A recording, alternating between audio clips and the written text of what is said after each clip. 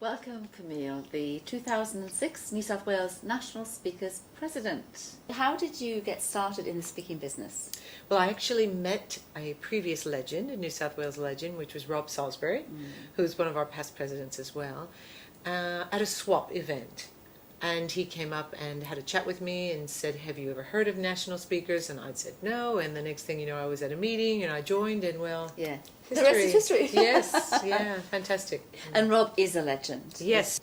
And even now we see the fruits of his labor, and what he's taught the rest of us is it's all coming to pass for us as we see the chapter grow and people join because of someone special that they've met along the way. So he's a great example. Yes, there are many mentors, wonderful mentors in this organisation. And so, Camille, how did you become a speaker?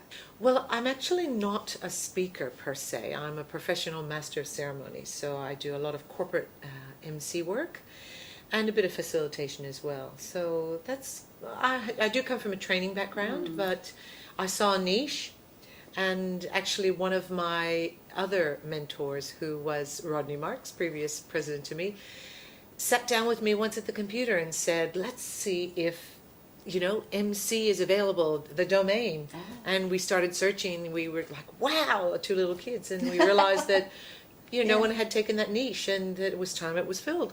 So that's what we did. How far back was that? That would have been, 2003, 2002 maybe. As 2006 president, there was probably lots of highlights, Camille. If there was one, what would that be?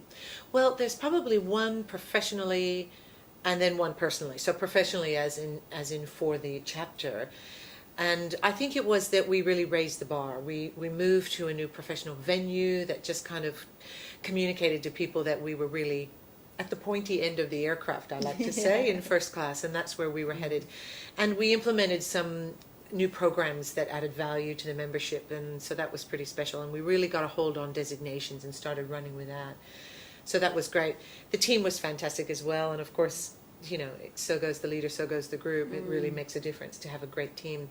Personally though, I was honored to be the goddess, the voice of God, at the 2006 NSAA convention at Orlando.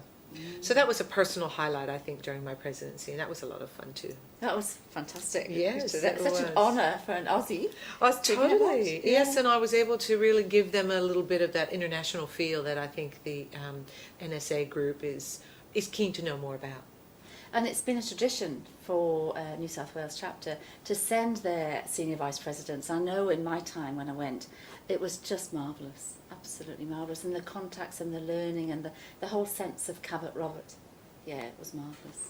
Yeah, and the big picture of the National Speakers Association worldwide as well, yes. And I think in my term, I was the only non-Canadian, non-American that went, and now, well, of course, we've got so many new countries coming on board that it'll be quite a United Nations of speakers for the incoming, which is fantastic. So Camille, if there was something that you wish you'd known then, what would that be before you were president?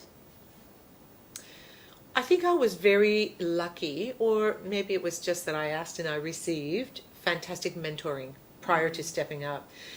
I attended Camp NSAA in the US, and that was a fabulous way of learning more about the role of a leader in national speakers.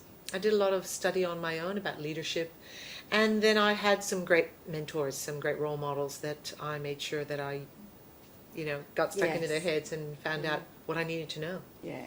That's right. And so you've got CDs? I have a CD product, I have an ebook coming out, and I'm starting to work on a couple of other secret projects.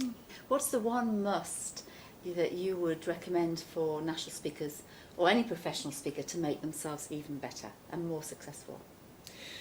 Without a doubt, it's to ask for help. Don't be afraid to ask for help. And once you've received it, then pass it on in the spirit of Cabot. To keep passing on what you've learned to help others come up as well. That's great. So thank you so much, Thank you. Camille. That's been fabulous. Thanks for having me.